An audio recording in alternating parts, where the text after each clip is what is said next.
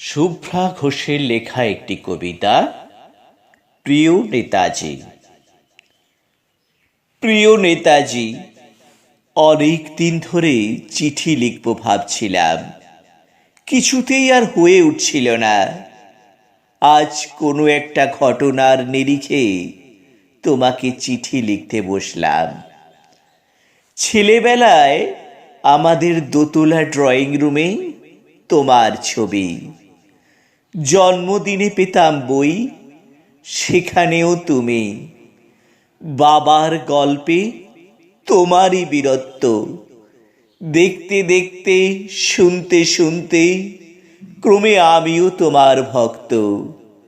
বাবা বলতেন ইন্ডিয়ার আর একজন নেতাজির দরকার ছিল। মা গাইতেন বীর সুভাষের মহান দেশ। দাদু বলতেন ছেলেটাকে ওরা শেষ করে দিল। ঠাম্মার চোখে তখন আঁচলের খুঁট। এসবের মধ্যে বড় হওয়া আমিও কেমন একটা ঘোরের মধ্যে থাকতাম। ভাবতাম পারতে, তুমি সব পারতে। যদি আর একবার আমাদের মধ্যে তোমাকে পেতাম। আজ উত্তর 40-এও আবার একই ভোর। তুমি পারতে, কেননা দেশের মাটিতে দেশপ্রেমের মতো জোরালো একটা ঝাঁকুনি দেবার ক্ষমতা তখন আর কারোর ছিল না। এখনো আছে কি? তোমাকে হারিয়ে যাবার পর দেশে কত কমিশন বসেছে। ভারতের পূর্ব পশ্চিম, উত্তর দক্ষিণে কোনো পীর, কোনো সন্ত, কোনো দয়ালু বৃদ্ধকে দেখে ভুল করেছে সবাই। ছুটে গেছে তুমি মনে করে, কিন্তু ফিরেছে মাথা নেড়ে।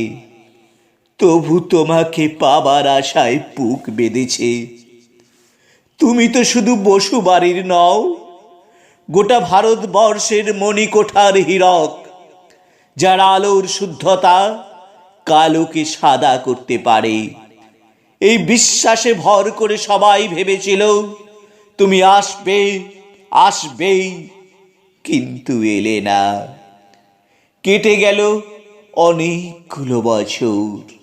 পেরিয়ে এলাম জীবনের অনেক গলি খুঁজে। তুমি এখন বিমান বন্দরে, সভা সমিতিতে, রিসার্চ ব্যুরোতে, এমনকি ছেলের নামকরণেও শুধু হৃদয় যেন দোলা দেয় না। জানো, তোমার জন্মদিনটা এখন সবাই ছুটির দিন বলে আয়েশ করে উপভোগ করে। আর ছেলেরা, তারা তো এখন দেশ থেকে বিদেশের খবরই বেশি রাখে। আর মেয়েরা, তারাও স্বাধীনতার ভেলায় চড়ে হতচকিত। শুধু মাটিটা কাঁদে, সেই কান্না যেন ভূমিকম্প, খরা, এলে নিনো, বন্যা হয়ে চারিদিক ভাসিয়ে দেয়। এখনো অভিমান করে শুয়ে থাকবে রেনকোচিতে। আজ যখন ঘাড়ের উপরে AK-47 নিঃশ্বাস, রক্তের হোলি খেলা ধর্মের জিগিরে, তখন শোনাও সেই আওয়াজ, আমি সুভাষ বলছি। মেয়েটা দৌড়ে এসে বলবে, মা মা দেখো উনি আসছেন। পাশের বাড়ির মেসোমশাই ডাকবেন জানলা দিয়ে, বৌমা আমি বলিনি উনি ফিরে আসবেন। খোলা জানলার ধারে দাঁড়াবেন মেয়েরা, তাদের ডান হাতে শঙ্খ, বাঁ চোখে জল। নদী হবে উত্তাল, নৌকা বেসামাল, পরাণ মাঝিও চেঁচাবে উনি আসতেছেন। সবুজ মাঠে শিশুদের হাতে পতাকার দোলা, উনি আসছেন, উনি আসছেন, উনি ফিরে আসছেন। তোমার হারিয়ে যাওয়া জন্মদিনের ভিতর থেকে উঠে আসুক আর একটা 23শে জানুয়ারি। আজ স্বাধীনতার ঠিক আগের মুহূর্তে দাঁড়িয়ে তোমাকে আবার এই চিঠি, প্রণাম নিও। ভালো থেকো নেতাজি।